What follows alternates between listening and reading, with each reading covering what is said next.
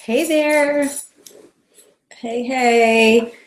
I know some of you are going to be jumping here in a minute. So I'll wait a second. My bracelets, my M bracelets are clanging. I have my silver ones on. Don't you love your M bracelets? Okay. So give you all a second to jump on. Tonight we're going to be revisiting The Slight Edge. I know I've talked about it before. Always got to go back and review. There's just certain books I feel like are like business or like people when it has to do with our progress. There's a couple. One is Slight Edge, Compound Effect, and The Secrets of the World Class. That if you don't have that one, those are like always go back and reference those books. So I do want to review a couple of things in The Slight Edge. This is not going to be about that book, but I do want us to get into, I'm going to take these just so that they're not clanging in the recording. I do want to take you to that kind of thinking though, because there's a lot of change happening. I feel like these last 2 months, May and June, are so important that if we don't get this right now and we go into the summer and go to seminar and we start all over again, I want you to go to seminar and start all over again better than ever before. Like I really want you to feel like you're going into the seminar year, the new seminar year, meaning what you say, saying what you mean, feeling great about your business, and it's going to take a lead in. Some of you need to finish some things May and June, finish some goals, meet some milestones. Some of you need to revamp and work really hard in May and June. So you have a ramp up, and I'm going to tell you a story in a minute about that. But let's start off. I'm going to ask you a few questions tonight because like I said on our Facebook Live little meeting, private meeting, I really, really believe that until you get your heart right, you can't get your head right. And until you get your head right, you can't really set a goal that you mean, right? And that you're committed to. And so we want to check our heart first. And so here I'm going to ask you a few questions. I hope you've got something to take notes. Grab a pen and paper, even if it's a scrap paper. I just want you to be able to either write down the questions or write down your answer really quick. Some of it takes a little contemplation, but if you just gave an answer off the top of your head, it's probably pretty darn close, okay? So, first question is, what do you want? What do you want right now? If you just said, out of everything in the world, list right now, I want what?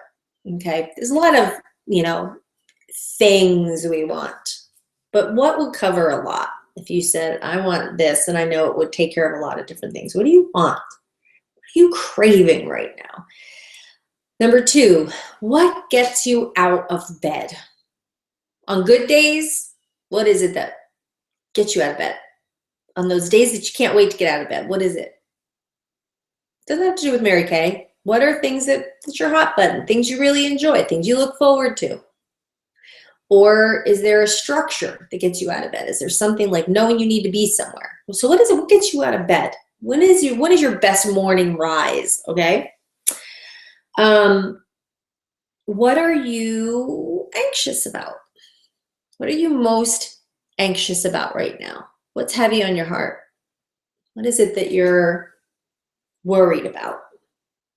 It could be something that you can control. It could be something that you don't control. But what is it? What are you anxious about? Next question is, what are you afraid of? What do you fear happening right now? So something that's on your mind that you're afraid of specifically. It could be something big in your life, or it could be something small. What are you afraid of in your business? What's holding you back? What do you feel like is the thing that you fear that kind of keeps you not settled and not moving forward? There's a lot of times. I mean, we know that when we're doing marketing plans and we're sharing the information about the opportunity, we'll We know that most of the time what keeps people from signing their agreement is fear. Once they sign the agreement, signing the agreement's the hardest part. Then once you sign it, then you're so excited because you get the kit and your brain starts thinking because it's free to think because you got off of that one decision. See, a lot of times our fear lingers and grows because we can't get past that first decision or first step. If we could get past that, then world opens, your creativity flows, right? So what are you afraid of? So we have to start there before you can even set a goal. You know, we dive in, we're like, oh, you got to set a goal. I mean, you need to set a goal, obviously, but it's like, we got to set a goal, we got to set a goal. You know, oh, I'm going to be a red jacket. You know, oh, I'm going to, do this. And we set this goal because we know the Mary Kay lingo, or we know, there's something, shiny that we're like, oh, I want that. We go towards it. And so we set this goal, but then we wonder why we miss it. It's because it wasn't in your heart. So we got to figure that out, right? So before you even set a goal, we got to figure out your heart, okay? And so your goal is then, then when you get this, we talk about the slight edge, we would talk about that when we know where you're going, when you know what your goal is. But we can't even, you could read a book like that, but if you don't know where you're going, what does it matter? So those first few questions are really going to tell you a lot. I hope that you can take those questions and dissect them and really say, now looking at this, here's what motivates me. What motivates me is a challenge that I feel is going to use my gifts, and that I feel, I'm going to use me as an example, that I feel I can hit. Like, I love a challenge, and I love when there's hope, like there's moving parts and there's things happening where I'm like, ooh, this is good. It may not be enough to make the goal happen. It may not be a lot, but it's enough where I'm like, oh, so excited. So I love that. I get out of bed. I'm like, my strategy brain. So I really love that idea of a challenge that's going to bring something new out of me, something cool, something new and fresh, but I feel, but that there's hope with it. Like there's at least little things happening. Okay, let me give you an example. Is if I know that I have 10 bookings on my books, or even 5 bookings on my books, I feel hope towards my goal of the new place that I want to go to, something new and fresh. Okay, so it gets me excited to get out of bed because I'm thinking, now I can build on that, because if I've got 5 and I get another 5, oh my gosh. Okay, so that's just like a little example. All right, so what is it? So that's why these questions are important. I want you to go to those questions in order to formulate what your goal is and how you can hit the goal, how you can stay motivated towards the goal. Gotta hit in here. What are these things? What are these things? Some of it has to do with fear and the negative side of it. Some of it has to do with motivation and the positive side of it. What gets you up out of bed? What do you want? What are you anxious about? What are you afraid? Right? So you gotta have a balance of looking at both of those areas so that you can stir your heart, get your heart excited, get your heart settled, and then we can get your head thinking in the right direction. So here, let's move to that next part, and this is where the slight edge comes in. Now, so if we start there, right now what I venture to say is that most of you are not where you want to be, and there's some frustration. Now, some of you are new and you're working in a direction, it's not happening fast enough. Some of you are, some of you are so new that you don't even know what's not happening. So that's okay. But overall, if we really look at our whole life, but we're going to, of course, apply it to Mary Kay. But if you look at it and you see most of the time, we're looking at this and we're going, why? I feel like it's Groundhog Day. Like, why do I keep doing the same thing over and over again? I'm so frustrated. So if that's the case, let me tell you a little story. Now, you guys have heard my story before, but I'm going to tell you the real story. Okay. I mean, not the real story, but the real story. Okay. So when I when I decided that I really wanted more with my Mary Kay, I wanted more out of life, and I didn't like my life. I didn't like me. I didn't like anything around me. And I finally was honest. And that's why I'm asking these questions. You have to answer these questions honestly. And I finally answered these questions honestly. And that was the turning point, is I figured out, what do I want? And what gets me out of bed? What am I anxious about? What am I afraid? And when I dealt with that and I started to line things up there, then I could set a goal. However, I made that decision and I said, I want peace. I want financial freedom and I want peace. I want to look in the mirror and I want to like me. Peace I knew was going to come from me liking me, from me doing the things I know I should be doing, that I'm capable of doing. That was going to give me peace, and financial freedom was going to come from me doing the things that I needed to do. So I would get peace and financial freedom, and those are things that were missing, and that's what I really wanted. But what made me anxious was I was in a hole. You know, I was in debt. I was in a bad marriage. I had made a lot of mistakes. My unit didn't like me. I was worse off than all of you, most likely.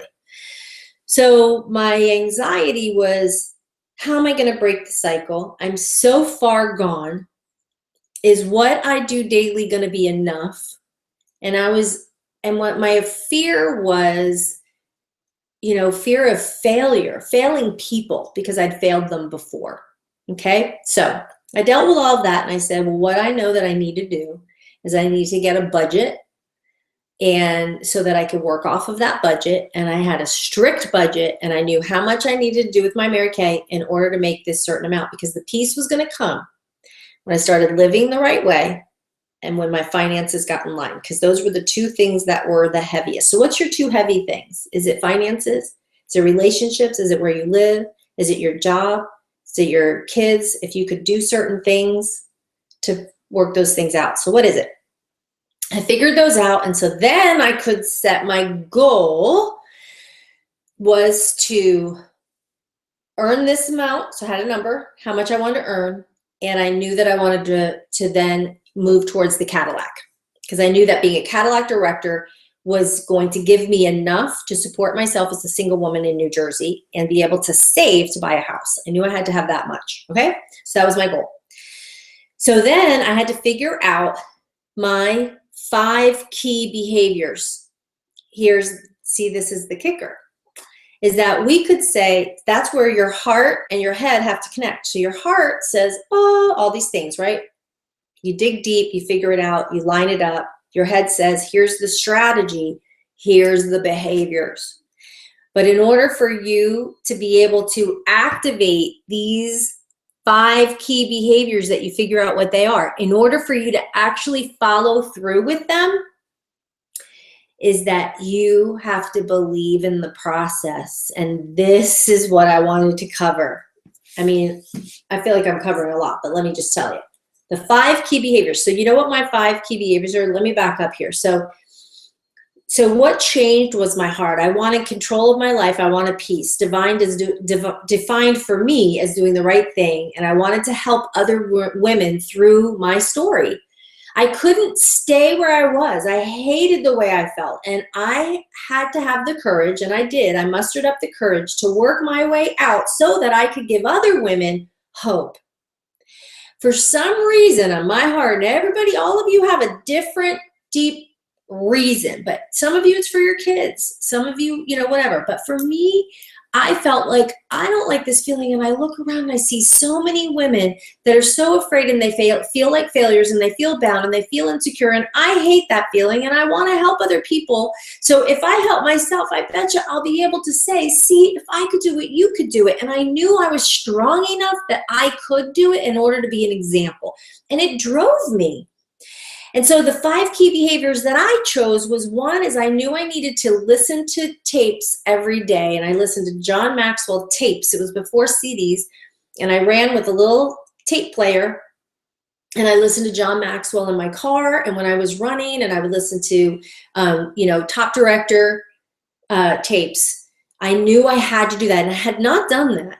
And I also, the reason why I picked John Maxwell is because I needed to hone my leadership skills. I had been horrible at leading myself and leading others. I had never really had a great example except for Pam. And Pam has always been out of town when it came to Mary Kay, always been out of town for me. And I learned from her, and I would go to her trainings as much as I could. And she was some of the tapes that I would listen to. But I knew I needed to get real, true leadership, step-by-step skills that are obvious to me now, probably obvious to many of you. It's like, duh. but they weren't obvious to me back then. I was a horrible leader. I didn't lead myself well. I didn't realize what I looked like and the things I was doing and saying. Oh gosh, I made such a mess. Such a mess. You guys are so far ahead of me. I was so awful.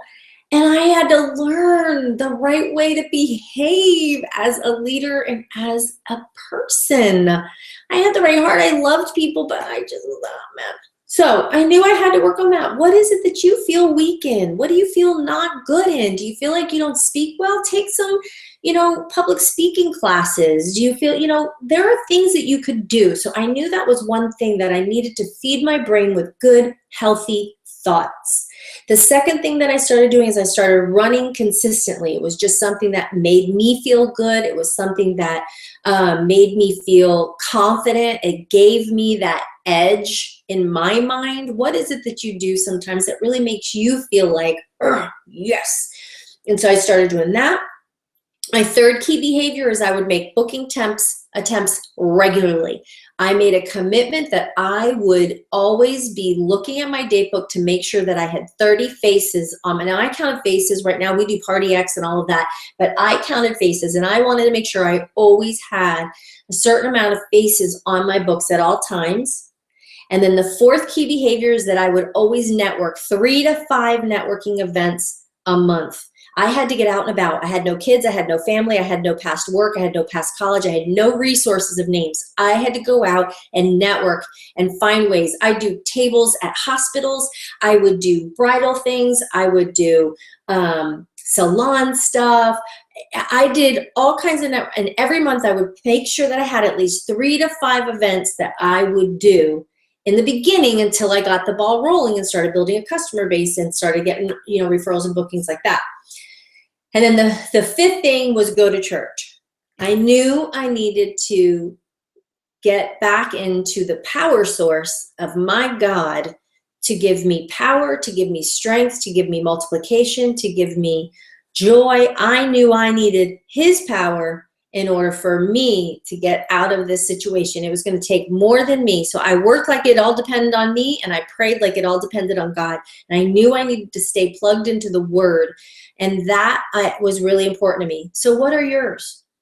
What are your 5 key? Do you notice that they're not all Mary Kay? That's why. The heart lined up is your stirring why. What do you fear? Deal with that. Your head is what gets my head straight. What makes me better? What am I slacking in that I know that if I fixed it in my 5 key behaviors, that my head would be clear? See, 5 key behaviors makes you a better person. We think we have to do more, make more calls, make more, warm chat more, and do, no. There are a lot of dynamics that go into making your mind believe in the process, making your mind be clear and energetic and creative and quick to think in a split second. All right, I need to be a problem solver. This canceled. What do I do now? When you are doing 5 key behaviors that give you a full circle scope of where you're at as a person, you can think clearer. So I want you to think. Now, your 5 key behaviors need to be things that you struggle with, that you need, that you maybe don't have in your routine regularly right now. Or maybe you have it in your routine and you know it's a game changer and you can't let it go, okay? So what are those 5 key behaviors? And you can figure those out. See, I'm giving you stories and I'm giving you mine to give examples, but you got to figure yours out or it's not going to work. So this is what happened. It took time. But the first year of this change and this activity, the first year, I bailed myself out. Now, that doesn't sound really exciting, does it? Well, I had bad credit, so I had to go cash. Stopped using credit cards. I owed a lot of money. I had to get my inventory right. I had depleted my inventory down to like 1,800 retail. Like I had hardly any product on my shelf. So I had to build that up. My unit had dissipated into next to nothing. They didn't like me because I wasn't reliable and I wasn't a good leader. So I had to rebuild there. I had to get do the financial, money so that I had a budget so that I wouldn't get myself back into the same mess. So these were things I had to get in line. But by the end of the first year, I was paying my own bills with cash. I had no debt. I had built up a team. It was getting there. I had someone with me at seminar that was so excited, and we sat in the nosebleeds because I wasn't even near doing a unit club or Cadillac or anything like that. I was barely a director, but that year I got myself up to real director status, and I felt great. It's the process. The second year I earned my Cadillac. So I went from almost losing my directorship, my unit didn't like me. That next full year after bailing myself out, pink Cadillac, senior director, $450,000 unit club. That year, I think I made $60,000 with my Mary Kay, debt-free. The following year was the third year of doing this routine, is when I bought my home. I became an executive senior sales director and earned the first trip. In between there, so they overlap of when I started changing. So it was like Cadillac, 450, 550, 900, 1,000. That was the first 3 years of change. It kind of overlapped because it happened kind of mid-year. But I will tell you, then I stopped. After that first 900,000 year, I will say I started to question. I started to question how I got there. It was hard leading leaders, and I didn't do a very good job. I'd mastered running my unit, leading consultants. I was not good at leading leaders. So I lost some directors. I questioned. I tried to control things. I stopped doing a couple of the key behaviors, and bam, I was in management mode before I knew it. So we all are always in the process, because key behaviors are something that you constantly have to keep in check. We can easily fall back into old habits, old routines, no matter how successful you are. So here's something I want to read so that you can feel, all right, I can do this. All right. Every decision you make is a slight edge decision. What you're going to do, how you're going to act, what you're going to read, who you're going to chat with on the phone, what you're going to eat for lunch, who you're going to associate with, how you're going to treat your fellow workers, what you're going to get done today. Simply by making those right decisions, or making more of them one at a time over and over again, you will have enlisted the awesome power of the slight edge on your behalf. The unwanted circumstances, the poor results you've produced in the past, the evidence of failures in your life may all continue for a time. When I first started making those changes, I remember certain things slapping me in the face, reminding me of my past, because I hadn't had a year out yet. I hadn't been doing these 5, daily habits for very long. And so I had reminders, so you will. So, the evidence of failures in your life may all continue for a time, but there may be no light at the end of the tunnel, or at least none that you can see today. But God, by putting time on your side, you've marshaled the forces of the slight edge. Your success becomes inevitable. You just need to stay in the process long enough to give it a chance to win. It starts with a choice. Time can be your enemy, or it can be your friend. When you do your 5 key behaviors over and over again, even when it feels like it doesn't matter, it doesn't make a difference, nobody's noticing, I don't see a difference. Time and time again, we hear stories. What about the frog that was in the pot, and they were gonna cook him, and they had I'm probably gonna get this wrong, and he was in a cream pot of cream.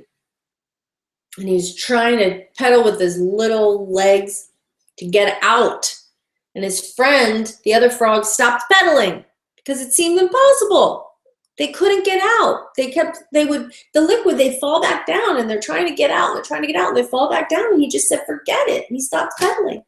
But his friend kept pedaling. He's like, oh, get out of here, right? And he's kicking. And then you know what happened? He kept kicking, and he kept churning it, and it turned into butter.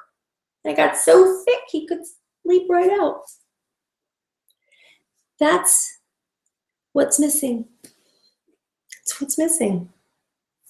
Don't be like the rest of society, wanting everything to be microwave fast. A lot of these companies out there, and some will make it, but most won't, because they're selling a bill of goods. They're selling these people on a fast track to make money and build a business, and nothing that can stand the test of time happens overnight. Will you trust me and establish your 5 key behaviors? Figure out what's on your heart, what's your heart's desire. Then let's get your head straight to pick out those 5 key behaviors, and you stick with it. So that in May and June, you will have butter at the end, so that you can leap into the new seminar year with vigor, a head start, a momentum. I know we can finish May and June that way. I know it. You guys are so good. You're so good.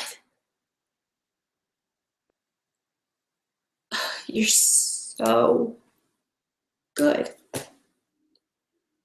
It pains me.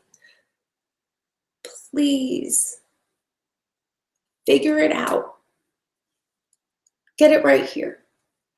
I want us to walk across the finish line together with our hands locked. No man left behind.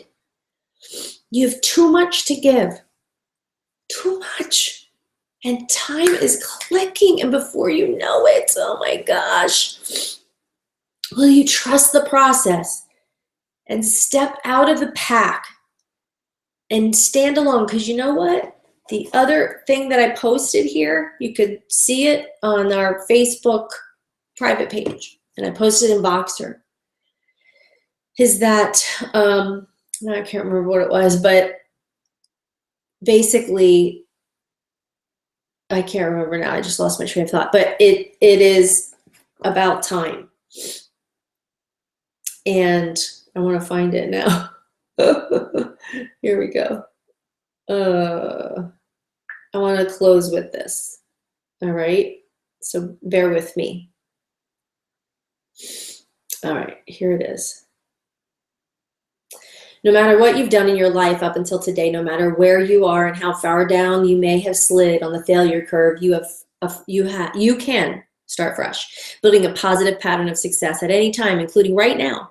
But you need to have faith in the process, because you won't see it happen at first. If you base your choices on the evidence, on what you see, you're sunk. You need to base your choices on your philosophy, on what you know, not what you see. Often in the beginning, the success path can be uncomfortable, even scary, especially if you're the only one around who's on it. And with only 1 out of 20 people ever achieving their goals, it's quite likely that you will be the only one around on the path, at least for a while. Separate yourself. Get clear. Not everyone on here is going to do this exercise and move forward, but I pray that it's you. Have a good night, guys.